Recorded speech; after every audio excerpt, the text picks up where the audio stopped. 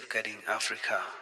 Hello, everyone, and welcome to the Safeguarding Africa podcast.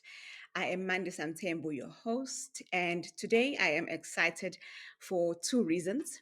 Uh, Number one, next week in South Africa, we will be commemorating Child Protection Week.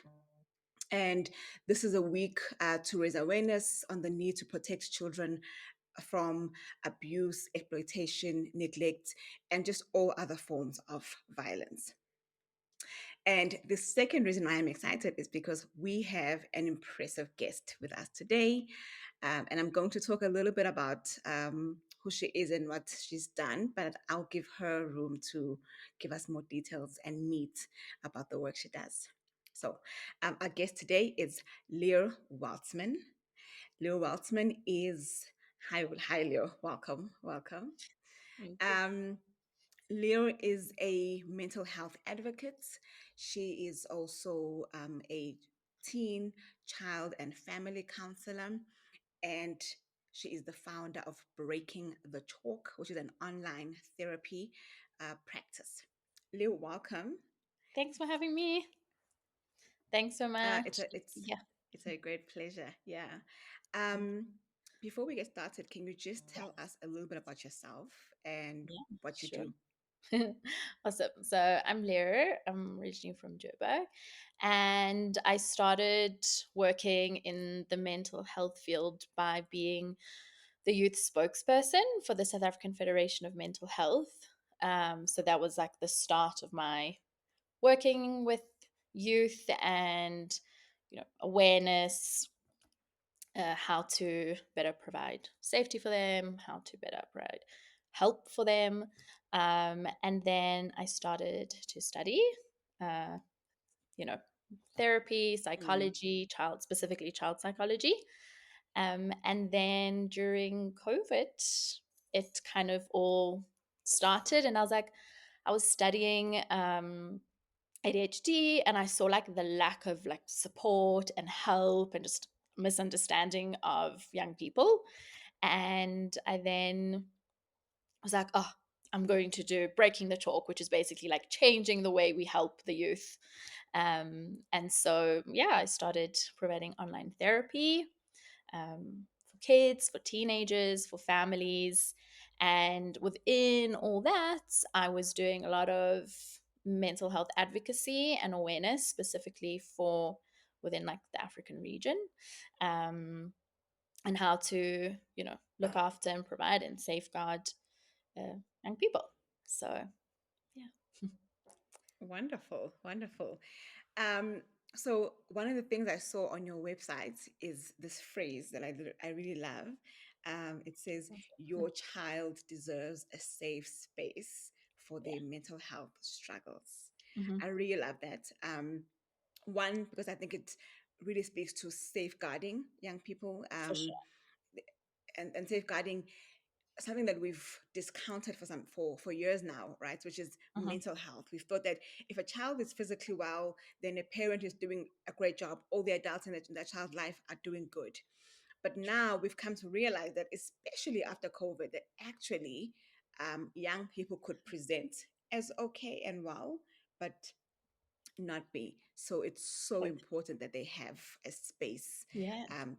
to express their struggles, and more importantly, they deserve that space to have that 100%. space. You know. Yeah. And I think that's why Um, they're like so Go ahead. misunderstood. Yeah, sorry, it was they so misunderstood, and that's why like that physical aspect, oh, they're good, they seem okay, but they're actually not so Hmm. okay. And yeah, to provide, and they do deserve that safe space to just, be protected and let it out. Yeah, Leah, can you tell us a bit of what inspired you to get started? So, what were you seeing, maybe with young people, with children, in families that made you go, all right, I need to actually start something, or I need to accelerate my advocacy work? Totally. So, well, why I went really into the mental health field is because as a teenager, I really struggled with my mental health, like severely struggled. And I was like, what even is this? I feel something weird, but I don't even know what it is. Like I didn't even know the word mental health. I didn't even know the word like depression or nothing. And I saw my parents being like really lost, and we literally didn't know what to do, and we didn't have the correct support. And so I was like, no child would go through what I'm going through. Um and like I remember sitting in front of like with my dad, and I was like, I like dedicate my life to this. Um and so I reached out to different organizations in South Africa, and that's where I became the youth spokesperson for the South African Mm. Federation of Mental Health. And I just saw, like teenagers are being supported by people who haven't gone through it, which is fair. But it's also then they're not really understanding what they're really experiencing. And so it really comes also from a personal perspective. And then I saw how parents just don't understand or don't really know how to help them. And so what kind of like makes this breaking the chalk different is that we work really closely with parents and being like, it's not that your child's being naughty, it's just that like they're really struggling, or these are the signs you need to look out for and get the child help. So really kind of advocating for the youth, Yeah. because I just feel, and I felt really misunderstood. So that's what Yeah. inspired me. So it comes from a I really personal. love that. Mm, Yeah, I really love that because I think a lot of us who are in the mental health, in the youth well-being space, often have a personal story linked to true. why you were doing it. I know I'm one of those people. Yeah. I, for me, it was safeguarding. I just saw that when I was a teen, I just didn't see anybody protecting myself and my peers from Sure. potential and even active abuse that Mhm. was happening, right? Good. And years later, here I am. What I really love about what you said is that um, you realize that sometimes parents or adults in a young person's life are not empowered to Yeah. support that young person. They Mhm. just don't have the skills. They just don't know what's going on or how to deal with it, right? Yeah. So helping the young person in isolation is not a good idea. No. And so that's why you've brought it all together, that there's even family counseling if that's what's necessary, because Totally. we need to empower the people who live with children, who Yeah. support the children, to actually know what to Mhm. do Yeah. when a young person is facing mental health Yeah. struggles. And and it's, I Mhm. could call it just teamwork, because as much as I can Mm, help the teenager or the child, they then go home and the parent is opposite to what we've been speaking about or what I recommend, and then nothing changes. So it's so important to also get them involved and really, as you said, like empower them. And it really empowers the child because they need the correct connection. And even teachers don't have, know which signs to look out for, or what do I do if my student is showing certain symptoms or certain behaviors. And it really is, and through the therapy and through speaking to the parents, but also really taking what the youth, the young person says so seriously. Because it's like, oh, they're mm, just going through a phase, or oh yeah, it's not such a big deal. I'm like, no, no, no, it is. um and everything they say, I like put it above whatever anyone else says, because they're the ones that are experiencing. So I think also with safeguarding, we have to just listen and take what the young person says seriously and action it out. absolutely. I couldn't agree with you Yeah. more. I couldn't agree with you more. So, Lyra, tomorrow is Africa Day, and that means different things to different organizations. Mhm. What does what are the challenges that you've seen faced by African youth, Mhm. and do you think that these are universal? Do you think that they are similar to the Mm. greater world, or that we have issues that are unique to us? So there's many questions there. Yeah.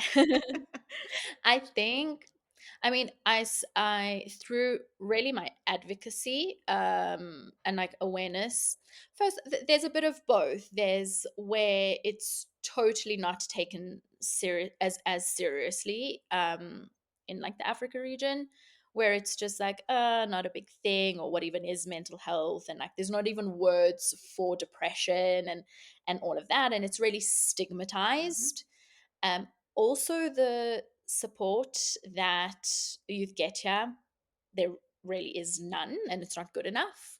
So, I mean, we can call a Mm-hmm. hotline, but then it's like, where do we take these kids? So, support isn't adequate.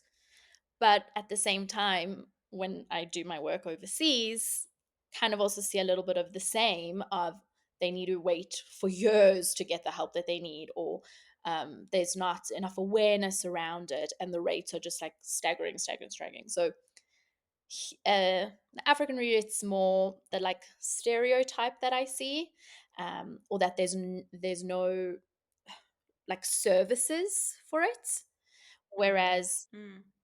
you know overseas there are services, but they not good enough. um, they're not accessible, Yeah. and so there's really just, also in Africa and also overseas, there's just this total misunderstanding and just not enough information. I always say the best way to prevent and to better help is to actually talk about it and raise that awareness and really just the understanding of it. And here there's just a lot of stigma and stereotype, and it's fine, Mm. yeah. Yeah. Yeah. So what you're saying is both comforting and concerning. Yeah. Comforting in that we don't have any new issues here on the African continent, Yeah. uh, but concerning because what I'm hearing is that globally there's issues, Hmm. you know. Um, and I think what you're saying about the African continent is quite interesting, and I agree with it generally. That there's definitely high stigma around seeking mental health. We're talking a lot more about it now Yeah, than that's true. before, but I think even still getting the young person into therapy, Hmm. um, and and having them have that safe space where Totally. it's their place, like you've said in your stuff, and as you're doing, it's their space. Let's believe them Hmm. for whatever it is that they want to come and say and express. For sure. Like getting them in there, it's still quite challenging for Mhm. parents and guardians. Don't even get me started on Oh schools. my god. Just I know, having right? that service ready and available for young people Totally. is it's such a privilege. Mhm. The average South African young person, for example, doesn't have a school counselor, Yeah. which is quite sad. Um, so maybe let's talk a little bit about what could we do if we could dream, if we had all the resources, all of it. What could be done to address some of these challenges? So the stigma piece that you Mhm. spoke about, but also the just the awareness of of mental illnesses Mhm. and their impact on a young person. So I think definitely, well, first is to, as I said, like speak about it, but not only speak about it to the young people. So, like, go to schools and speak about it, or have talks and speak about it, or in organizations, in churches, in wherever. And then at the same time, also educating and speaking to the parents, like generations of like, I don't know what this is. Um, and so Mm, speaking to both and to the teachers, because the teachers don't get educated about it. They don't know what's going on. And they're just like, oh, they're disturbing the class or whatever it is.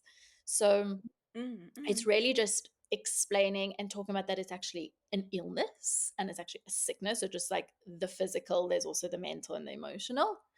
Um, and just provide that help. And so in one of the advocacy things that I did, where we were talking about like low to middle income countries, it was how can we better create like little kits to give them out to people to educate them really, and how we can access free mental health care, how we can access adequate mental health care, and so putting it into schools first place because most people go there, and then into communities.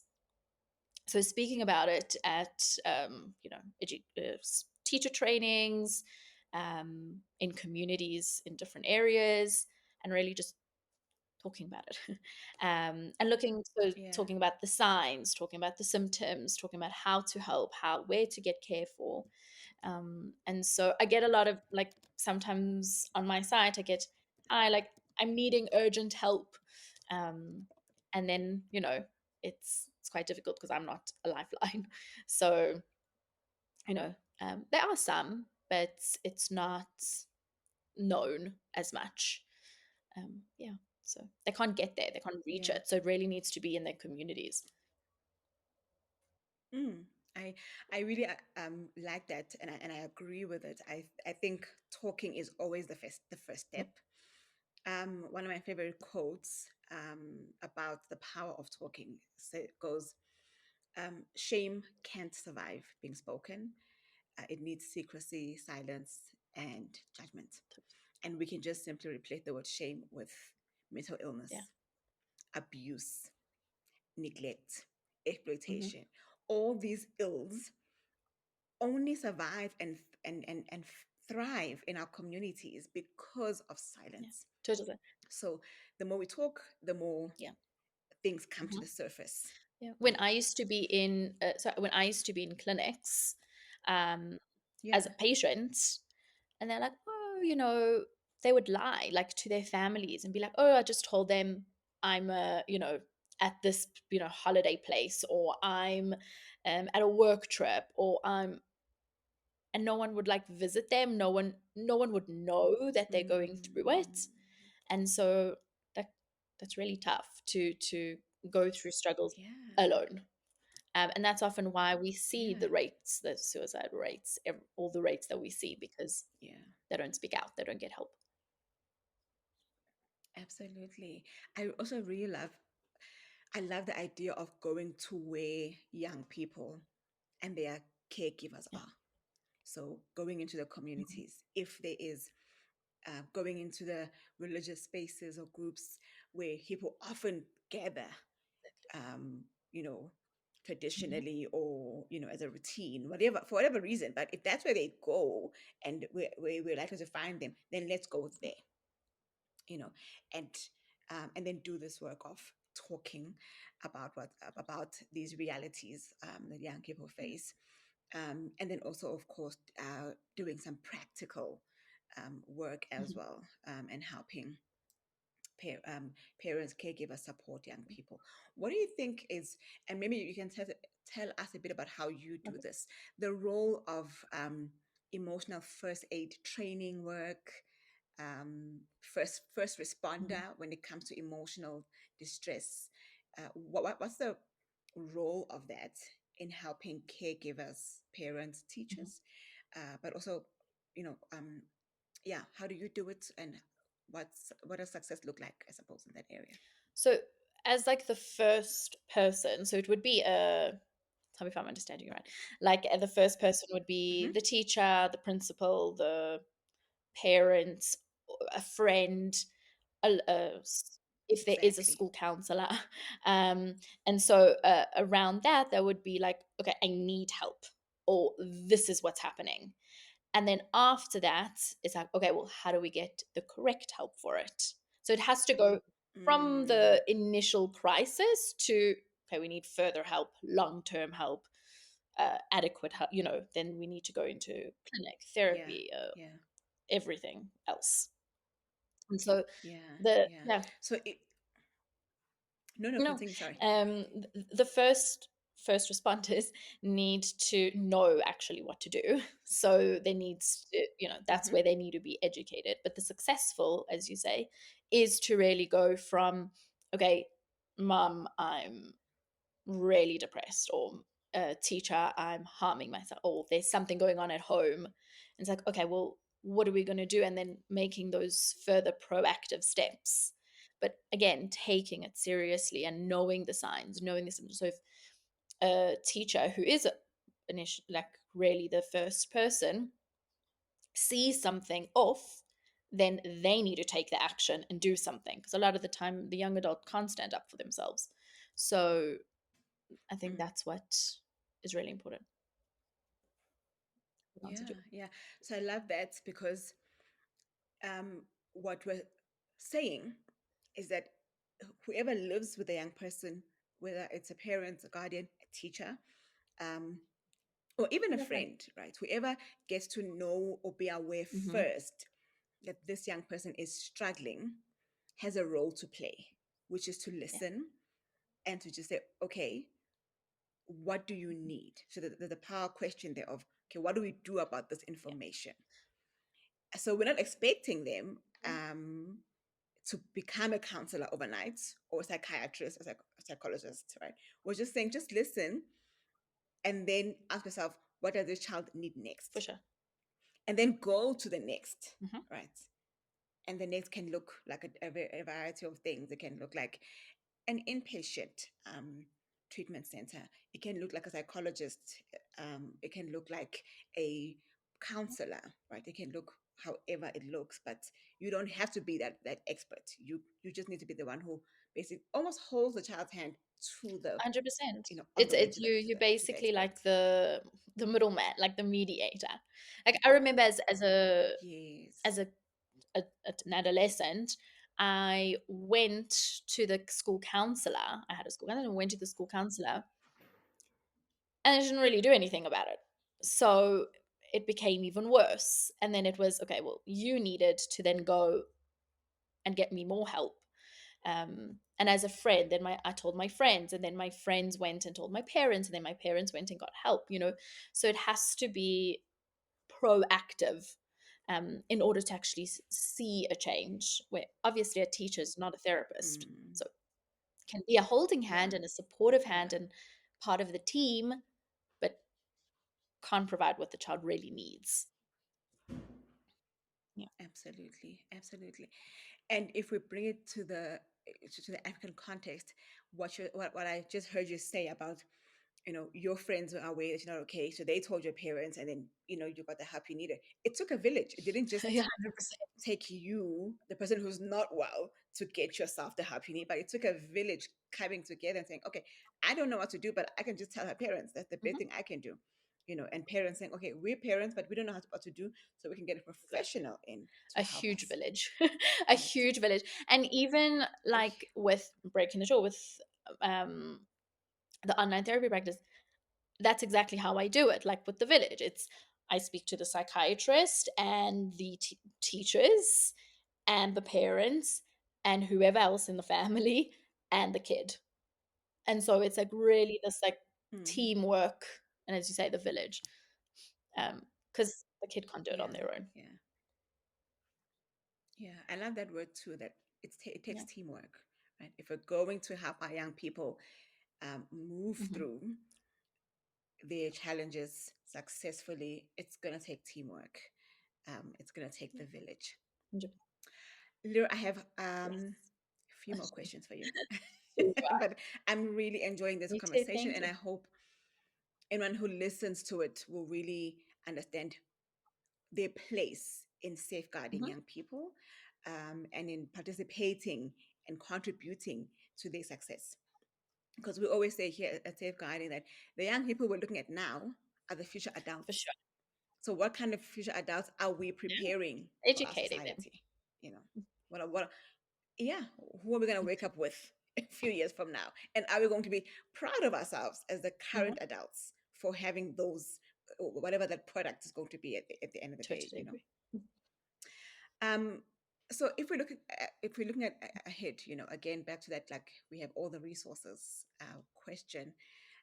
What improvements or advancements would you like to see in mental health services for young Okay. people So on the yeah, continent, globally? I think this kind of goes for everywhere, but definitely first in schools.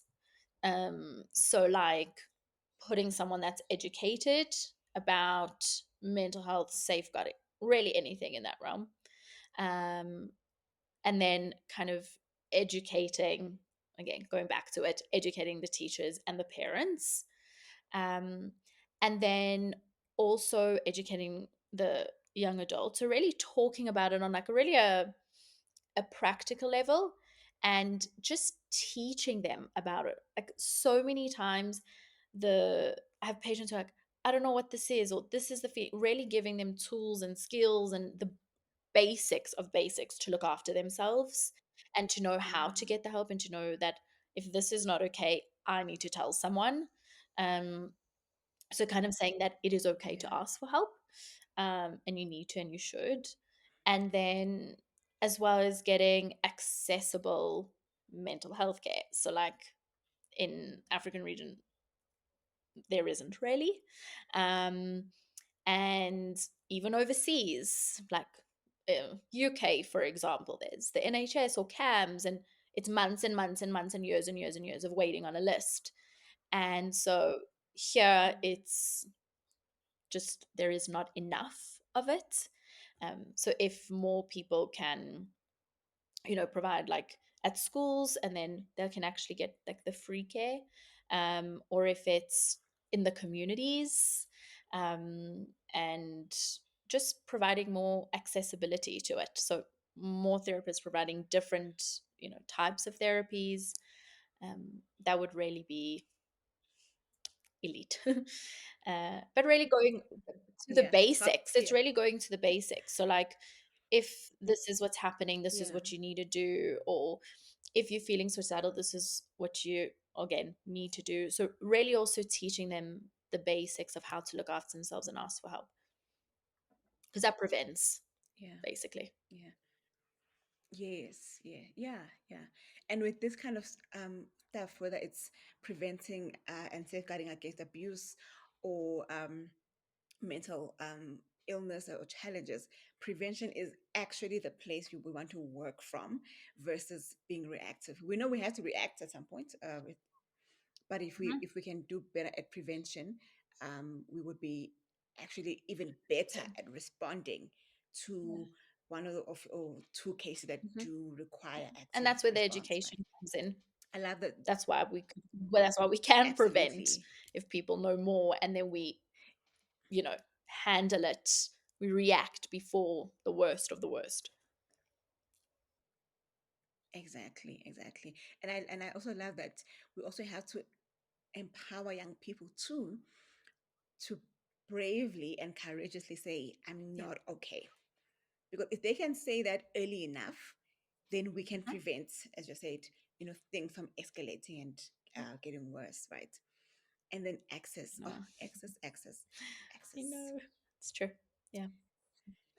The access. word. Yeah, yeah. Yeah. Um, yeah, yeah. We just need to have. We need, and it makes me think about when HIV Yeah. was just really ravaging societies. One of the things that governments and NGOs did was to start training lay counselors, just like ordinary men and women, to be able to who are in the community to know how to have conversations about you're okay, your life is not ending in this moment. Yeah. There's help, there's support, and so forth. I think we need a similar model even with mental health. We just need people in the communities who can just, as you said earlier, be the frontline responders, just know how to Hmm. listen, validate, and then triage or connect to the right Exactly. next And service. really, again, like, Yeah. we're We're dreaming. dreaming. Okay. Step Maybe by we'll step. get there, But also, it's again, it's really taking them seriously. And so, like, when I would used to do the Yeah. advocacy in like governmental conferences, summits, like here in South Africa, I was like, you need to, I would like Mm. literally be like, you need to take them seriously and just listen. Take it And seriously. that's what you need to do. Because if we're talking about all this mental health things, but you're like, it's fine. It's not fine. So if it's Mm. anything about abuse, anything about feeling sad or harming, anything, um, must take it seriously in the communities, with therapists, with whoever, Yeah. parents. Mm. Yeah. Yeah. Just believe. Just believe them. Yeah, we don't give them Just enough credit, listen and really. believe. Yeah. Yeah. Yeah. Yeah. Leo, we have come to the end. It's not enough time, and we can we ask you to Yes. come back? Yes. Sure. Okay. Okay. All right. So there'll Don't worry. be a part two. There'll be a part two. But for now, any parting words? I know you just said that amazing stuff about believing, but any Uh, parting words with our yeah, I listeners? think teachers, caregivers, parents, community, anyone, to listen, validate, and then get the young adult help. Learn about it, educate yourself, and to the young adults, to speak up and ask for help. And it's brave and it's okay, and you don't have to be embarrassed about it, and you've got this. So, yeah, that's my parting word. And talk about it. Fantastic. Fantastic. Thank Absolutely. you. Great. Thank Lou, thank you. you for joining us on the Thanks for Safeguarding having me. Africa podcast, for sharing this, yeah, and for sharing these invaluable insights with us. On behalf of all young people or young adults, thank you. We're Oh, grateful for the thank you. work you're doing.